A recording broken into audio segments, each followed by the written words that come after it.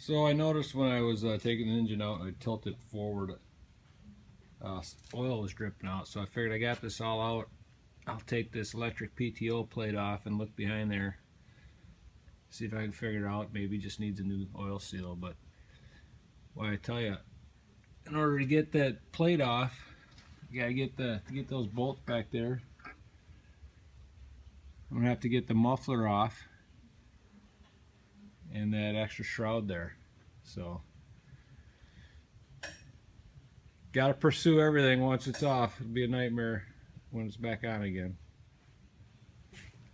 Well, I got that electric PTO off and looks like there's a little screw. There was a little screw wedged in between those plates, and I don't know, hopefully that's where it went and that's where the oil was leaking out. So get that all cleaned up. Once I have that PTO out, I'll check the resistance on it, make sure it's good. I think I have a spare, and then I put it back together. I have to gap that plate, and should be good. Throw it back together and get that carb cleaned up, get the rest of the kit for that, and get it back together. Okay, I'm not sure what those little plugs were for, but this one was also, it was really loose too, so I just snugged those up. I'll put this back together now before I forget how it went.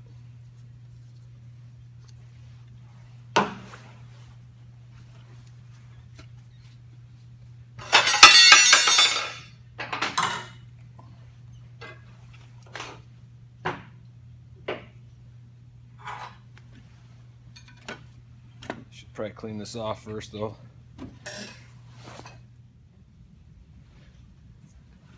I did a video a while back when I was rebuilding my John Deere and I was testing the PTO, and I don't remember what the resistance is supposed to be, but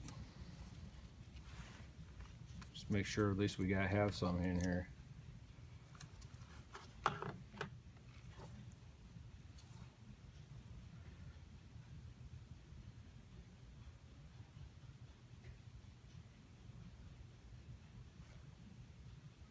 .7, 5.6.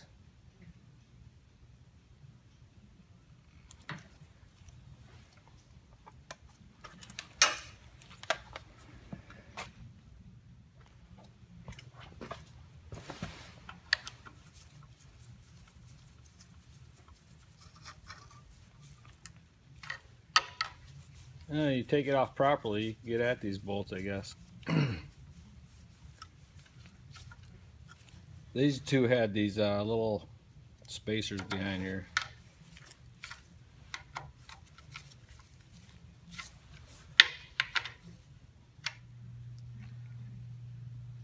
Can't remember what I got or didn't get. My phone ran out of memory, but the number on the back of this this electric PTO was either 8680 or 0898.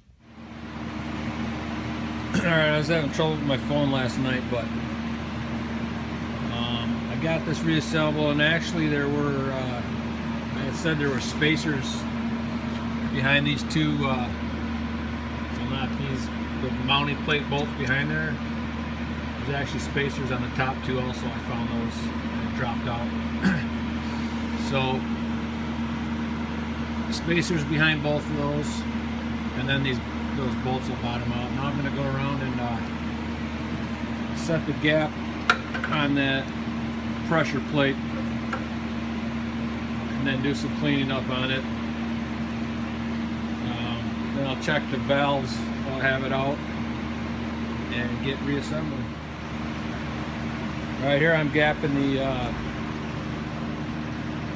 pressure plate on this clutch, electric clutch.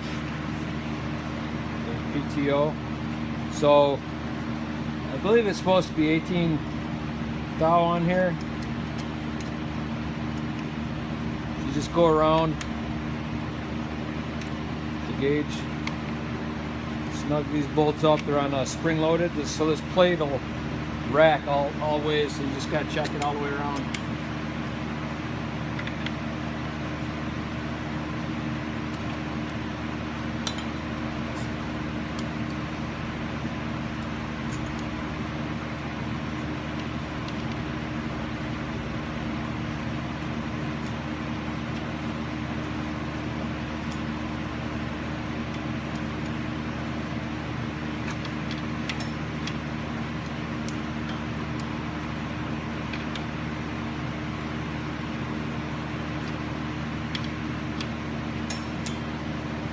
Go around a couple times, make sure it's snug on all sides, and should be good. I soldered an extension on this coil wire and put the correct size female spade connection. Put some shrink wrap on this other ground wire where it was bare, and torque the flywheel down to 60 foot-pounds. And now I'm going to gap the armature coil. It's supposed to be between 10 and 14.